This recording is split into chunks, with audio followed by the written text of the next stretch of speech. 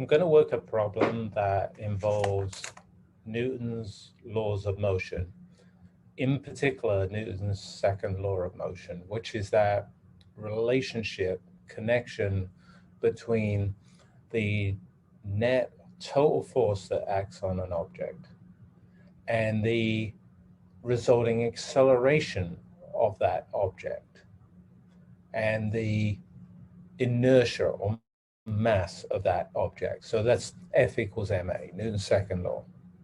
So in this particular problem, we've got a person standing on weighing scales. Now, normally when you stand on weighing scales or I stand on weighing scales, those weighing scales read our weight, measure our weight.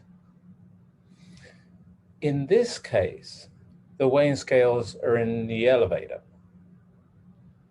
And if you've got weighing scales in an elevator and you stand on the weighing scales, the weighing scales may read more than your weight or less than your weight, depending on the elevators and your acceleration. For example, if you're accelerating upwards, the weighing scales read a larger force, a greater force, because the weighing scales not only have to support your weight, but also accelerate you upwards. If you're in the elevator on the weighing scales and it's accelerating downwards, then the weighing scales would read a number that's smaller than your weight, because in that case, they don't need to support you with the full a force that's equal to your weight. They can support you with a force that's less than your weight, which allows you to accelerate downwards. There's an important point here that the weighing scales in your bathroom record your weight because they and you are not accelerating up and down.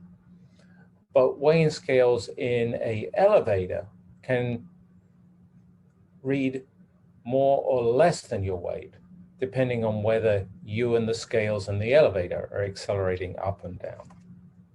Okay, let's draw a picture of this problem. Enough chatting and talking.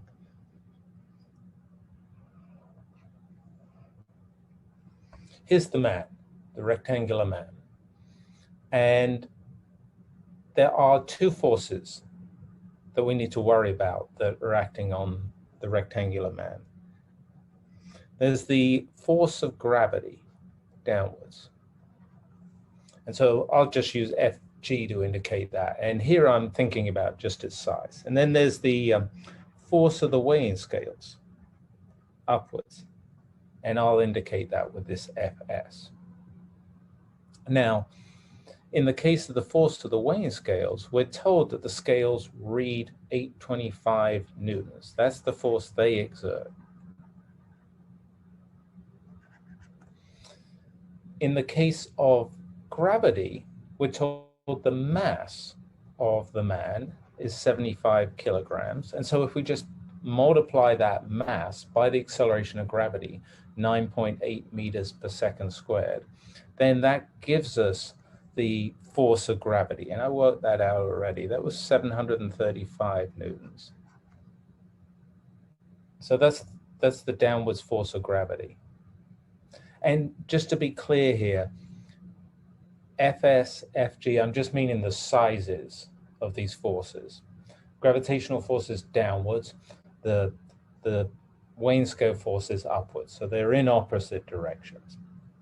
And the important point here is that unlike for the weighing scales in your bathroom, where these two forces would be equal and opposite, the weighing scales in the elevator, if it's accelerating, are not equal and opposite. And you see here that the force of the scales is a little larger, it's 825 newtons, than the force of gravity, it's 735 newtons. So there'll be a net force that's upwards. And that's what's causing you to accelerate upwards, as the elevator and the weighing scales also accelerate upwards. And so there's going to be a net force here. And the way that we're going to find the acceleration of the elevator is to find the acceleration of you, or the man, And we're going to find the acceleration of you or the man by finding the force, the net force on you or the man. So let's do the net force first. The net force is the sum of the forces acting. There's a downwards force of gravity and a upwards force of the scales. So Fg and Fs are the sizes, and I got a minus and a plus sign for the directions here. And so we can feed the numbers in. I've got minus 735 newtons, and I've got plus 825 newtons. I can do this one in my head. That's 90 newtons upwards. That's the net force that's acting on the man. The acceleration of the man then is determined by Newton's second law. It's in proportion to the force, in inverse proportion to his inertia. His net force is 90 newtons. His mass was 75 kilograms. And if we divide one by the other, that comes out to be 1.2 meters per second squared. And that's the man's acceleration, and the Wayne scale's acceleration, and the elevator's acceleration. So they're all accelerating upwards.